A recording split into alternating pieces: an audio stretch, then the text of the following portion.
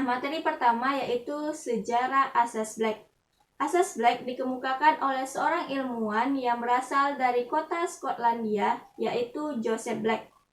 Dia mengatakan bahwa es bisa mencair tanpa adanya perubahan suhu. Hal ini berarti bahwa es bisa menyerap panas dan memakai energi panas itu untuk mengubah bentuknya ke dalam cairan.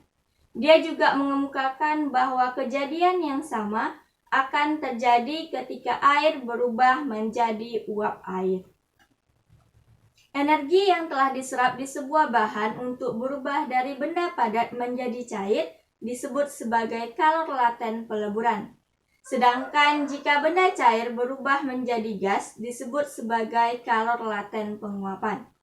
Joseph Black juga telah menyatakan bahwa sejumlah substansi yang berbeda akan memerlukan sejumlah energi panas yang berbeda pula dalam menentukan suhunya pada kenaikan yang sama.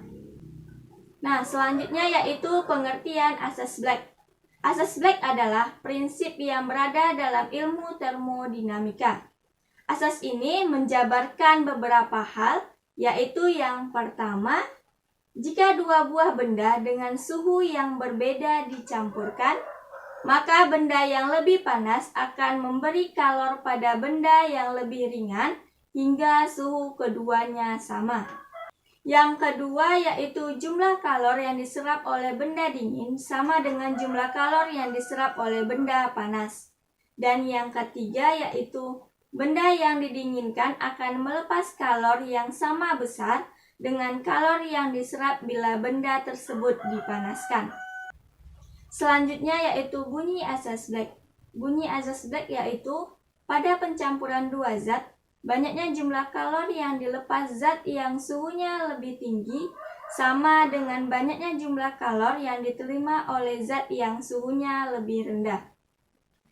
Secara matematis dapat dituliskan Q lepas sama dengan Q terima, yaitu M1 dikali C1 kali T1 dikurang TA sama dengan M2 dikali C2 dikali TA dikurang T2, yang mana M1 adalah massa benda yang mempunyai tingkat temperatur lebih tinggi, C1 adalah kalor jenis benda yang mempunyai tingkat temperatur lebih tinggi, T1 adalah temperatur benda yang mempunyai temperatur lebih tinggi, TA adalah temperatur akhir pencampuran kedua benda, M2 adalah massa benda yang mempunyai tingkat temperatur lebih rendah, C2 adalah kalor jenis benda yang mempunyai tingkat temperatur lebih rendah, dan T2 adalah temperatur benda yang mempunyai tingkat temperatur lebih rendah. Pencampuran antara dua zat itu sesungguhnya memiliki kalor yang hilang ke lingkungan sekitarnya. Misalkan wadah atau tempat yang digunakan untuk mencampurkan benda itu menyerap kalor sebesar hasil kali antara massa, kenaikan suhu, dan juga jenis kalor. Dan rumus asas Black di atas hanya berlaku kepada dua jenis zat yang sejenis, misalkan air dengan air, dan tempat pencampuran atau wadahnya tidak ikut menyerap. Nah, selanjutnya yaitu contoh soal. Ada sebuah gelas yang berisi air yang dingin dengan massa 200 gram pada suhu 20 derajat Celcius. Dicampurkan dengan air yang panas memiliki massa 100 gram pada 80 derajat Celcius.